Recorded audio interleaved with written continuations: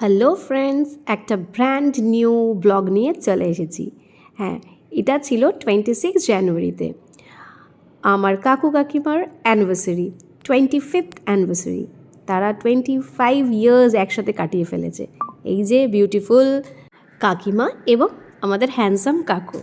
তো প্রথমে গিয়ে কাকু কাকিমাকে গিফট দিয়ে দিয়েছিলাম, আর দেখো কি সুন্দর বিউটিফুল কেকটা অর্ডার করা হয়েছিল, আর সামনে সুন্দর করে ওটা ডেকোরেশন করে দিয়েছিল।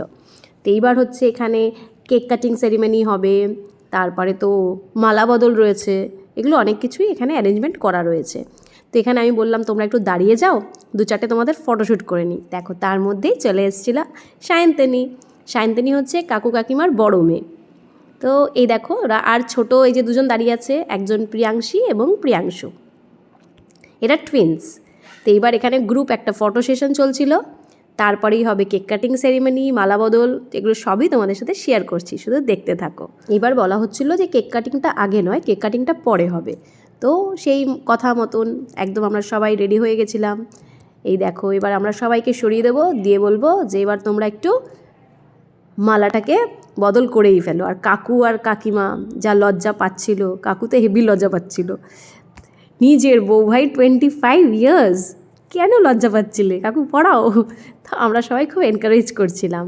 তো এইভাবে এনকারেজ করে মালা বদল হয়ে গেল। তো আমরা ট্রাই করেছিলাম 3বার করানোর, বাট কাকু একদমই রাজি হয়নি। কাকু একবারেই বলেছে আমি খুশি, আর চাই না। তো হয়ে গেছে। তারপরে ছিল ফটো সেশন। তো তারপরে পায়েস খাওয়ানো ছিল, তো সেটার জন্য কাকু মালা খুলে ফেলেছে। তো কাকুকে আবার সবাই বোকা ঠকা দিয়ে আবার মালা পরিয়ে দিয়েছে, বলছি একটু মালাটা পরে থাকো। পায়েস খাইয়ে দেবে, আর পায়েস খাইয়ে দেওয়ার পরে এই সেরিমনিটা এখানেই এন্ড হবে। এরপরে হচ্ছে কেক কাটিং সেরিমনি। দেখো সবাই, সব বাচ্চারা মিলে একসাথে মিলে সব কেকটা কাটিং হচ্ছে, সাথে সোনাক্ষীও ছিল। এবার সুন্দর করে কেকটা কাটিং করার পরে আর সায়ন্তনী বাবা মা সবাইকেও খাইয়ে দিয়েছে। এটা আমার খুব ভালো লেগেছে, যে বড় মেয়ে হওয়ার অনেক দায়িত্ব থাকে, তো এটাও যে করলো আমার এই জায়গাটা প্রচণ্ড ভালো লেগেছে। তারপরে আমরা সবাই চলে গেছিলাম আমাদের ডিনার টেবিলে, সবাই অ্যারেঞ্জ হয়ে বসে গেছে ডিনার করার জন্যে। তো এই দেখো এখানে সায়ন্তনীর দুটো ফ্রেন্ড এসেছিল, খুব মিষ্টি তারাও। তো সবার সাথে পরিচয় হয়ে যাওয়ার পরে ফার্স্টেই প্লেটে চলে এলো ফিশ ফ্রাই। তো আমি সোনাক্ষীকে গরম ছিল বলে একটু ভেঙে দিলাম, আর তারপরে আমি আমারটা ভেঙে খাওয়া শুরু করলাম। তো এটা সত্যি খুবই টেস্টি ছিল। এই দেখো এদিকে জয় বিজয় বসে আছে, আমার স্টুডেন্টেরা। আর এই দেখো সোনাক্ষী, তারপরের আইটেমটা চলে এসেছে, তারপরে বিরিয়ানি চলে এসেছিল, তারপরে বিরিয়ানির সাথে ছিল চিকেন চাপ।